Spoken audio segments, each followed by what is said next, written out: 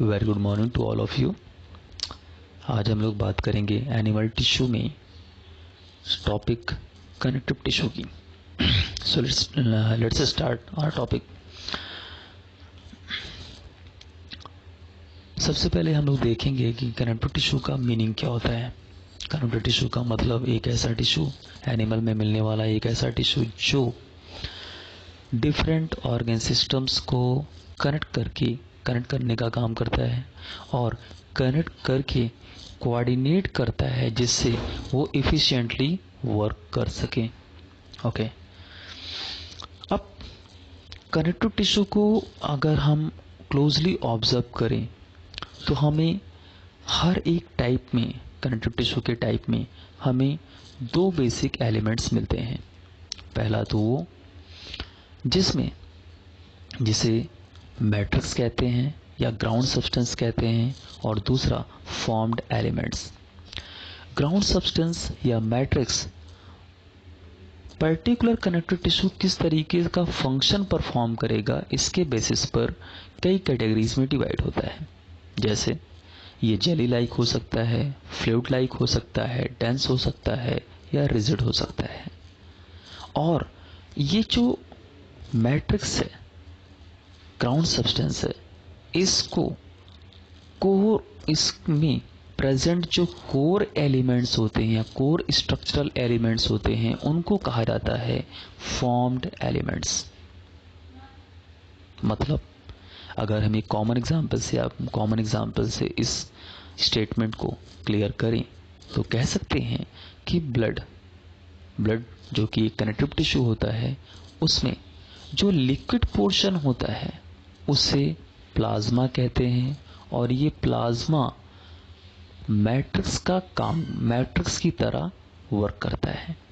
और इसमें जो सेल्स, डिफरेंट टाइप की सेल्स होती हैं, डिफरेंट टाइप के hormones and other nutrient material present होते हैं, वो इसके कोर स्ट्रक्चर को बनाते हैं। ओके, सो अब हम लोग बात करेंगे कि अब कनेक्टिव टिश्यू के डिफरेंट टाइप्स के बारे में बात करेंगे। तो कनेक्टिव टिश्यू बेसिकली कई तरीके का होता है। जैसे वैस्कुलर कनेक्टिव टिश्यू, जिसके अंदर में ब्लड और लिम्फ आते हैं। उसके बाद skeletal connective tissue. Vascular connective tissue में ही दूसरा पॉइंट होता है आपका skeletal connective tissue. Skeletal connective tissue में आपके बोन्स और कार्टिलेजेस आते हैं। नेक्स्ट बात करें कनेक्टिव टिश्यू प्रॉपर। तीसरा टाइप होता है कनेक्टिव टिश्यू प्रॉपर। अब ये कनेक्टिव टिश्यू प्रॉपर में कई सारे सेगमेंट्स आते हैं। जैसे एरियोलर टिश्यू आता है, एडिपोज टिश्यू आता है, लिगामेंट आता है और टेंडन आता है। ओके, सो हम लोग इन सभी को वन बाय वन देखेंगे। आइए शुरू करते हैं। सो सबसे पहले vascular connective tissue. Vascular connective tissue एक ऐसा कनेक्टिव टिश्यू होता है जिसमें फ्लूइडिटी पाई जाती है या फ्लो करने की कैपेसिटी पाई जाती है। मसलन एक ऐसा कनेक्टिव टिश्यू जो बॉडी के अंदर one place to another place flow कर सकता है, उसे कहते हैं वैस्कुलर कनेक्टिव टिश्यू। और इस कनेक्टिव टिश्यू के दो एग्जांपल्स आते हैं आपके, ब्लड एंड लिम्फ। अब देखिए, ब्लड की अगर हम टेक्निकल बात करें तो ब्लड होता क्या है। ब्लड एक वैस्कुलर कनेक्टिव टिश्यू है जिसमें बेसिकली दो सेगमेंट्स होते हैं या दो एलिमेंट्स होते हैं।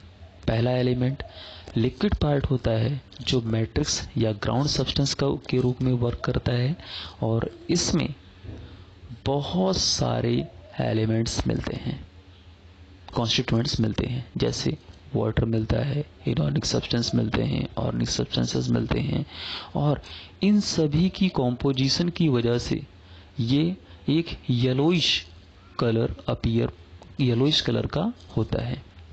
और इसका जो पीएच लेवल अगर हम बात करें, यानी कि ये बेसिकली एक बेसिक स्ट्रक्चर होता है। सो ब्लड एक बेसिक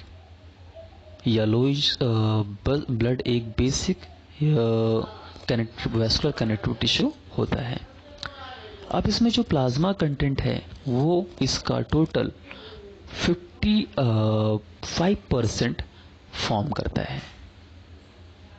मतलब प्लाज्मा जो कि इसका ग्राउंड सब्सटेंस होता है वो 55% के बराबर होता है टोटल ब्लड के। अब दूसरी बात करें तो इसमें जो फॉर्म्ड एलिमेंट्स होते हैं उनको हम बेसिकली 3 कैटेगरीज में डिवाइड करते हैं। पहला तो वो जो रेड कलर की होती हैं उन्हें आरबीसीज कहते हैं, और इन आरबीसीज में हीमोग्लोबिन पाया जाता है, और इस हीमोग्लोबिन की वजह से ही इनका कलर रेड होता है। दूसरा डब्ल्यूबीसीज जिन्हें वाइट ब्लड सेल्स कहते हैं, और इनकी ये वाइट कलर की होती हैं क्योंकि ये इसमें कोई पिगमेंट या कोई इस तरीके का हीमोग्लोबिन लाइक स्ट्रक्चर नहीं मिलता, तो इसलिए क्या होते हैं, वाइट कलर के होते हैं। अब जो वाइट ब्लड सेल्स हैं, इन सेल्स का मेन काम क्या होता है? इन सेल्स का मेन काम होता है कि ये इम्यूनिटी प्रोवाइड करते हैं। ओके, इम्यूनिटी क्या होती है? बॉडी की एक ऐसी कैपेसिटी जिससे वो अपने ऊपर होने वाले पैथोजेंस के अटैक से अपने को सेव करती है। यानी कि body's capacity which makes it capable to fight with pathogens, उसे इम्यूनिटी कहते हैं। तो इम्यूनिटी को मेंटेन करने का काम डब्ल्यूबीसीज या वाइट ब्लड सेल्स करती हैं। नेक्स्ट बात करें तो इसमें एक होता है, थर्ड स्ट्रक्चर होता है जिसे कहते हैं प्लेटलेट्स, जिसे थ्रोम्बोसाइट्स भी कहते हैं। और इन प्लेटलेट्स की हेल्प से हमारी बॉडी का ब्लड वॉल्यूम मेंटेन होता है। मतलब अगर हमें कहीं पर इंजरी हो जाती है तो 2 से 5 मिनट के अंदर हमारे ब्लड उस इंजर्ड एरिया में ब्लड क्लॉटिंग की प्रोसेस हो जाती है, जिसकी वजह से हमारा ब्लड वॉल्यूम मेंटेन होता है बॉडी के अंदर। तो मतलब ये कि ब्लड प्लेटलेट्स जो होती हैं वो ब्लड क्लॉटिंग की प्रोसेस को अवेल करती हैं। अच्छा, अब हम लोग बात करेंगे नेक्स्ट पॉइंट की, नेक्स्ट वैस्कुलर कनेक्टिव टिश्यू की, जिसे कहेंगे स्केलेटल कनेक्टिव टिश्यू। लिम्फ, क्योंकि blood and the lymph are the 2 main vascular connective tissue, examples of the 2 main vascular connective tissue.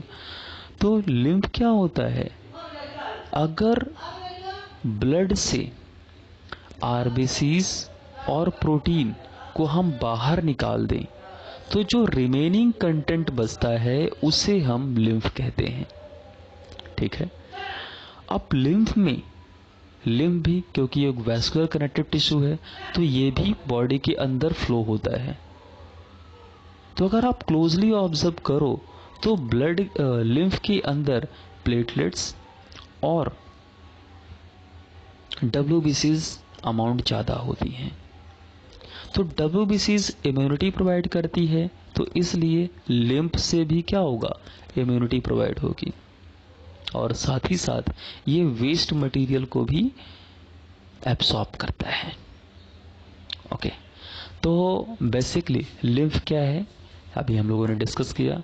तो आज हम लोग इतना ही रखेंगे, फिर इसके नेक्स्ट पार्ट में अच्छे तरीके से हम लोग और भी चीज़ें डिस्कस करेंगे। आई होप आप सभी को ये चीज़ें समझ में आई होंगी। Thank you so much.